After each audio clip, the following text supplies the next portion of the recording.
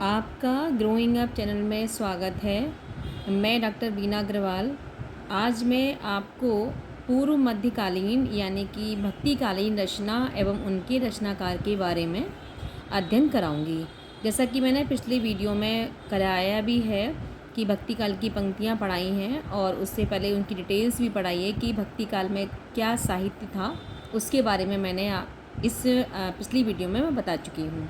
ठीक है, और मैं चाहती हूँ कि आप वो वीडियो अवश्य देखें।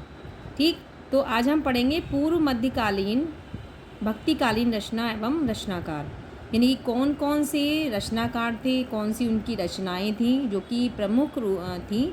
और वो क्या कहते हैं, जैसे संत काव्य हुआ, सूफी काव्य हुआ, कृष्ण भक्ति काव्य हुआ, राम भक्ति काव्य हुआ, ये हम इसमें आज इस वीडियो के माध्यम से इसका हम अध्ययन करेंगे। तो शुरू करते हैं कि सबसे पहले आप ये देख रहे हैं कि संत काव्य है आपका, जिसमें कि सबसे पहले हमारे पास आते हैं कबीरदास। तो कबीरदास जी ने बीजक नाम से ग्रंथ लिखा था, जिसमें कि रमैनी, सवद और साखी इन तीनों का संकलन कर दिया था। ठीक है, और मतलब बीजक, उसके बाद कबीरदास जी के बाद धर्मदास जी थे, वो इन्होंने फिर इस ग्रंथ को आगे बढ़ाया। और ये कौन थे? निर्गुण पंथ के प्रवर्तक कहे जाते थे। ठीक, इसके बाद हमारा आता है दूसरा, हमारा आता है बानी जो ग्रंथ है उसके जो लेखक हैं वो हैं हमारे रैदास। तीसरा है ग्रंथ साहिब में संकलन गुरु अर्जुन देव।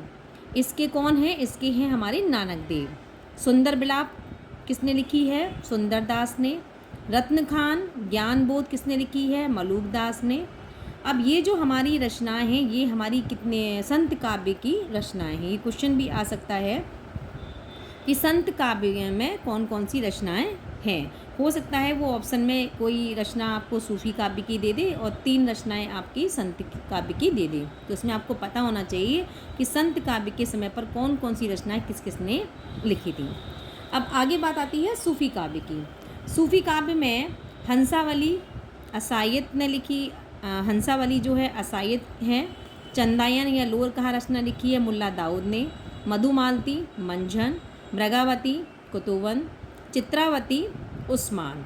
ठीक है, तो ये जो कुछ रचनाएं हैं, जैसे मृगावती है, कुतुवन है, चित्रावती है, उस्मान है, पद्मावत, अखरावत, आखिरी कलाम, कानावत, ये हमारी रचनाएं हैं आपके जायसी की है और जो अधिकतर पेपर में पूछी ही जाती है। जायसी इज़ अ वेरी इंपॉर्टेंट, और ये पूछा भी जाता है कि जायसी की रचना हमारी कौन कौन सी है।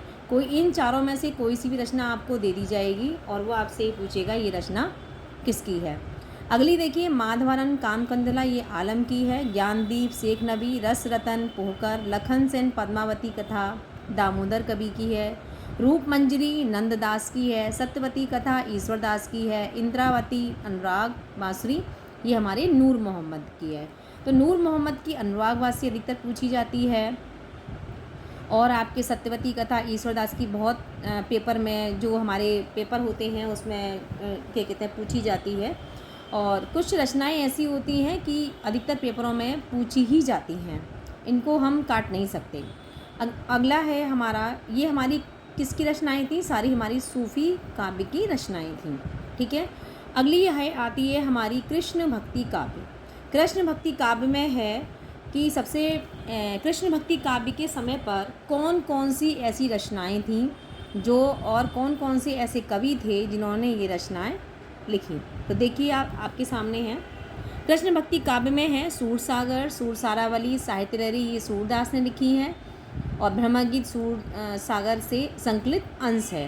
यदि ये पूछा जाए कि ब्रह्मगीत जो है वो किसका अंश है, तो आपको पता होना चाहिए ये सूरसागर का अंश है। फुटकल पद कुंभनदास ने लिखे हैं। परमानंद सागर परमानंद दास, जुगलमान चरित कृष्णदास, फुटकल पद चीत स्वामी, फुटकल पद गोविंद स्वामी। द्वादश यश भक्ति प्रताप और हितजू को मंगल, चतुर्भुज दास ने लिखा है। रास पंचाध्यायी भंवर गीत नंददास ने लिखा है, जिसमें कि भंवर गीत आपका प्रबंध काव्य है। युगल शतक श्री भट्ट ने लिखा है। हित 84 हित हरिवंश ने लिखा है, और हरिदास जी के पद स्वामी हरिदास ने लिखे हैं। भक्त नामावली और रस लावनी जो है वो आपके ध्रुवदास जी ने लिखा है। ठीक है। तो ये हमारी रचनाएं कृष्ण भक्ति काव्य की हैं। और भी रचनाएं हैं इसमें कृष्ण भक्ति काव्य की, तो हम इसको लाइन बाय लाइन पढ़ते हैं जिससे कि हमें ये आराम से याद हमारे माइंड में याद रहें। इसके बाद है नरसिंह जी का मायरा, गीत गोविंद राग सोरठा के पद, ये हमारी मीराबाई ने लिखी हैं। और ये मीराबाई की जो रचनाएं हैं ये अधिकतर पूछी जाती हैं, तो इनको आप ध्यान से पढ़िएगा। जिन रचनाओं को मैं ये कह रही हूँ ना कि ये पूछी जाती हैं, तो उन पे अधिक आप फोकस करिएगा और उनको अपने डायरी में नोट्स बना लीजिएगा कि इन रचनाओं को हमें बार बार पढ़ना है और बार बार इन्हें हमें याद करना है। प्रेम वाटिका सुजान रसखान, दान लीला ये रसखान की है। सुदामा चरित ये नरोत्तम दास जी ने लिखी है।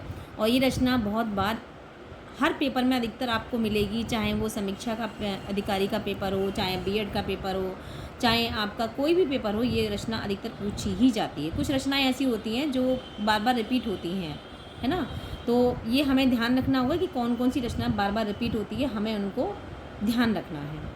अब आती है बात, हमने अभी तक ये पढ़ा, संत काव्य पढ़ा, सूफी काव्य पढ़ा, आपकी कृष्ण भक्ति काव्य पढ़ा। इसके बाद हमारा आता है अगला राम भक्ति काव्य, कि राम भक्ति काव्य की जो रचनाएं थी वो कौन कौन सी थी। ये जो हमारा जो काव्य, इसको जो बांट दिया गया है ना, ये हमारे भक्ति काल को भागों में बांट देते हैं कि संत काव्य क्या था, सूफी काव्य क्या था, कृष्ण भक्ति काव्य क्या था और राम भक्ति काव्य क्या था, और अन्य रचनाएं कौन कौन सी या अन्य कवि ऐसे कौन कौन से थे जिन्होंने भक्ति काल के समय पर इन रचनाओं को लिखा और ये रचनाएं काफ़ी प्रसिद्ध भी हुई। ठीक है, तो राम भक्ति काव्य में देखिए, राम आरती रामानंद ने लिखी है। रामाष्टयम राम भजन मंजरी ये अग्रदास के द्वारा लिखित है। भरत मिलाप अंगद पैद ईश्वरदास। रामचरितमानस तो आपके हर व्यक्ति के घर में मिलता ही है।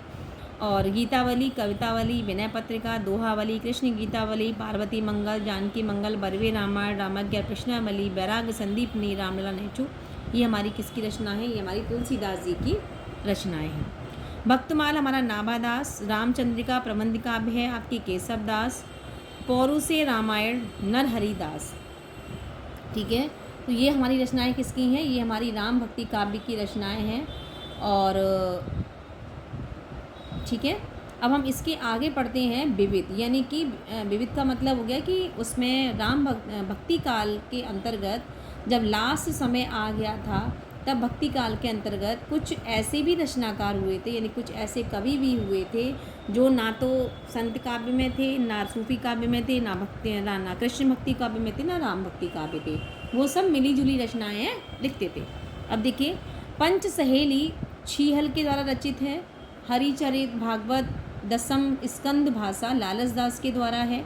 रुक्मणी मंगल, छप्पन नीति, कवित संग्रह, महापाद, नरहरि, बंदीजन, माधवानंद कामकंदला आलम, ये रचना बहुत बार पूछी जाती है। ज्ञात सत प्रश्नोत्तरी मनोहर कवि, हनुमान नट्टा, बलभद्र मिश्र, कवि प्रिया, रसिक प्रिया, वीर सिंह देवचरित, विज्ञान गीता, रतन बामनी, जहांगीर दास चंद्रिका, केशव दास। वैसे तो केशव दास जो है रीति काल के माने जाते हैं, लेकिन जब भक्ति काल का अंत हो रहा था और रीति काल की शुरुआत हो रही थी, तब केशव दास ने अपनी इन रचनाओं को लिखा। तो ये शुरुआत मतलब भक्ति काल का एंड मान लीजिए और आपके रीति काल का शुरुआत, प्रारंभिक तौर मान लीजिए, तब ये केशव दास कवि हमारे उसमें आए और उन्होंने अपनी रचनाओं को रचनाएँ लिखी। अब इसके बाद है जस चंद्रिका, ये हो गया। रहीम दोहावली या सस्सई, बरवे नायिका भेद, श्रृंगार सोरठा या मदनाष्टक, रास पंचाध्यायी, रहीम अब्दुल रहीम खान खाना, यानी कि ये सारी रचनाएं जो हैं हमारी रहीम की हैं और रहीम का दूसरा नाम है अब्दुल रहीम खान खाना। ठीक है, इसके बाद हमारा आता है काव्य कल्पद्रुम, ये सेनापति की है। रस रतन पोहकर कवि की है। और सुंदर श्रृंगार ये आपके सुंदर दास जी की है। और पद्मिनी चरित्र ये हमारे किसकी है, लालचंद की है। ठीक है, तो ये हमारी रचनाएं हैं। इसी के साथ हम देखते हैं कि अष्टछाप के कवि, यानी कि अष्टछाप का नाम आपने बहुत ज़्यादा सुना भी होगा। और तो अष्टछाप के कवि हमारे कौन कौन से रहे थे, तो अब अष्टछाप में दो हुए थे मुख्य तौर से, वल्लभाचार्य जी और वल्लभाचार्य जी के जो पुत्र थे विट्ठल नाथ जी। ठीक है, तो वल्लभाचार्य जी के जो पुत्र थे शिष्य थे उसमें कौन कौन से शिष्य थे, उसमें 4 शिष्य मुख्य रूप से थे और विट्ठल लाल जी के जो शिष्य थे वो आपके 4 शिष्य थे। तो इस तरह से 8 कवियों का समूह जो है अष्टछाप के नाम से जाना जाता है। तो सूरदास, कुंभनदास, परमानंददास, कृष्णदास, ये क्वेश्चन आ सकता है कि वल्लभाचार्य के कौन से 4 शिष्य थे, इनके नेम आगे पीछे करके दे दिए जाते हैं। जैसे मानो उन्होंने सूरदास, कुंभनदास, परमानंददास दे दिया और एक गोविंद स्वामी दे दिया, तो इसमें से आपसे क्वेश्चन पूछ सकता है कि इसमें से विट्ठल नाथ का शिष्य अष्टछाप के कवि में कौन माना जाता है, या मानो छीस स्वामी या कौन सा कवि इसमें से विट्ठल नाथ का शिष्य नहीं है, ऐसा भी क्वेश्चंस आपके सामने आ सकता है। तो हमें ये अच्छे से याद करने होंगे कि सूरदास, कुंभनदास, परमानंददास और कृष्णदास, देखो बहुत आराम से आप याद कर सकते हैं। तीनों जो दास हैं, चारों जो दास वाले हैं ना, सूरदास, कुंभनदास, परमानंददास, कृष्णदास, ये चारों किसके हैं, वल्लभाचार्य जी के हैं। और विट्ठल नाथ में छीस स्वामी, गोविंद स्वामी, चतुर्बुद्ध दास और नंददास, ये हमारे नंददास सबसे लास्ट में हुए हैं और चतुर्बुद्ध दास भी। तो इस तरह से हम इनको आसानी से याद कर सकते हैं।